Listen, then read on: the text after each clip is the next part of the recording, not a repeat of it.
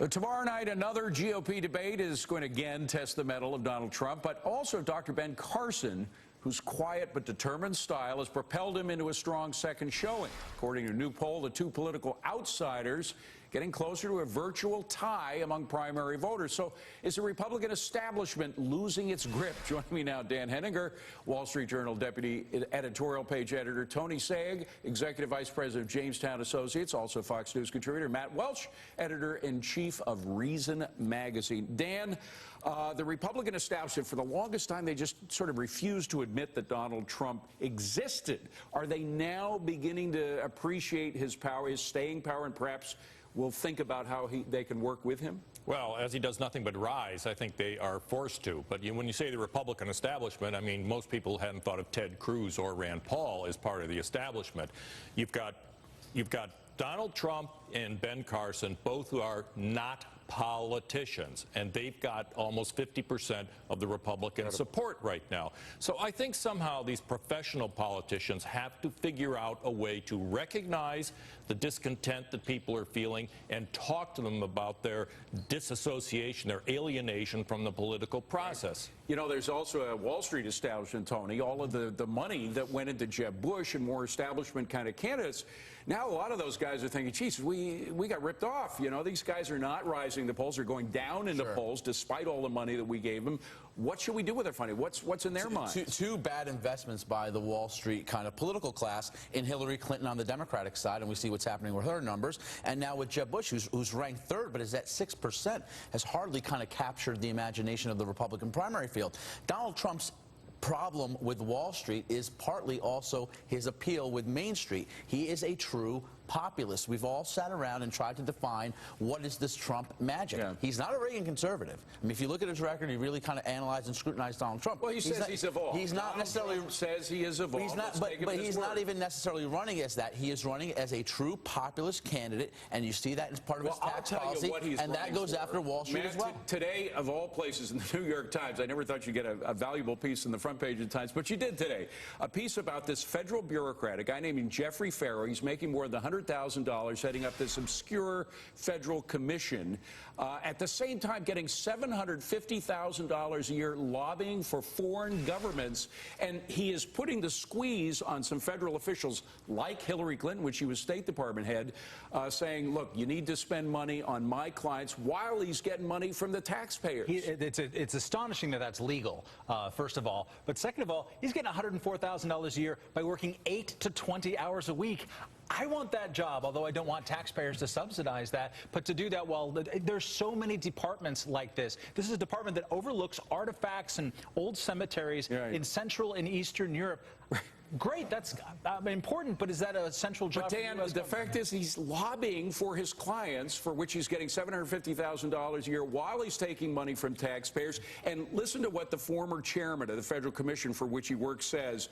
I don't think it was improper or unethical or illegal in any way. So this is business as usual. That's why Donald Trump is winning. Yeah, that's right. Yeah, well, look what was at the center of that story. This guy, Jeffrey Farrow, sent an email to the Secretary of State of the United States, Hillary Clinton, asking for more money for Palau. She then emails her chief aide, Jake Sullivan, and says, look into this. A year later, Palau gets more money. That's right. I mean, and then he sends a letter to Hillary. By the way, very important part of this story, he worked for Hillary Clinton's first presidential campaign. So it's all insiders. That's what this game is that Donald Trump wants to break up. Is it no wonder he's leading? And you hit it right on the head. So this is the frustration that everybody feels toward Washington outside of the political class, which is why you see a Ben Carson, a Donald Trump, a Carly Fiorina, a Bernie Sanders on the Democratic side really beginning to get traction because there is a wholesale dissatisfaction with Washington for allowing these. Let's hope it keeps center focus. Guys, thank you very much, Melissa. All right, Senator Bernie Sanders has some pricey plans for the government. The Wall Street Journal reporting that Senator Sanders' policies could increase government spending by $18 trillion over a decade. Senator Sanders disagrees and it costs that much, but he does admit he wants to increase tax revenue by $6.5 trillion. That is not the reality, and we will be responding to the Wall Street Journal on that. I think most of the expense that they put in there, the expenditures, have to do with a single-payer health care system they significantly exaggerated the cost of that. Right. By the way, he wants to cover every single American, not just the 30 that are uninsured right now. But will taxpayers pony up that much more for more government? Alan Colmes is host of the Alan Colmes Show. Tony Saig, Executive Vice President of Jamestown Associates, and Matt Welch, Reason Magazine Editor-in-Chief, join me now. Matt, first of all, this is $18 trillion on top of the $22 trillion that government has spent trying to get rid of poverty since the Great Society program in 1965. Yeah, and I mean, $18 trillion, it's sort of speculative.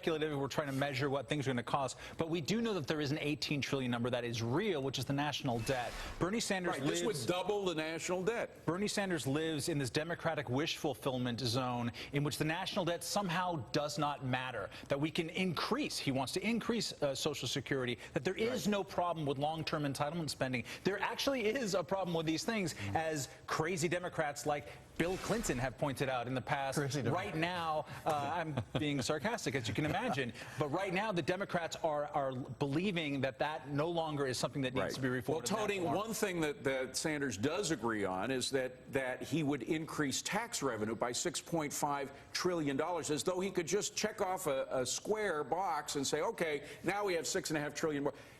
People tend to move cash, even if there was that much more cash in the private sector.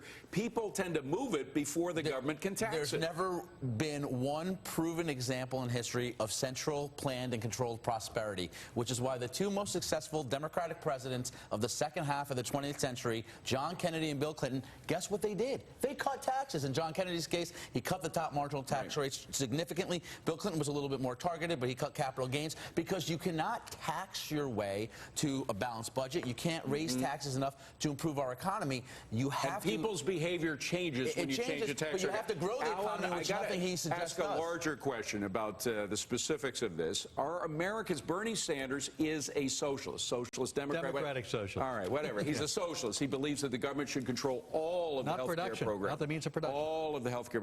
Are Americans ready for a socialist, even democratic socialist message? Probably not. I don't know that the bigger swath of the voting public is ready for that. I think, we may disagree. I'm the lefty here, that this would not be good. It would be good for America if we had started with Medicare for all.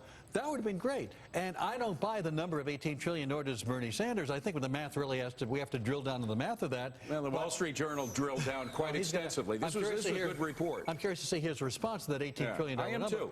But he says, the point is, he has a lot of socialist programs. Do Americans want that? We already have Social Security, Medicare, Medicaid, and they're the most popular programs in America. The things that, if they were passed today, you just said that Americans weren't ready to vote for a socialist. They're not ready, I think, for... I don't think, sadly, that they're ready for Medicare for all. I think they should be, and then we may get to the point where they are. You say sadly, I say, whew, wow. But all those programs that you talk about are among the most popular ones. I hope you're right. Americans are not ready for it. Thank you, guys. Appreciate it. Melissa.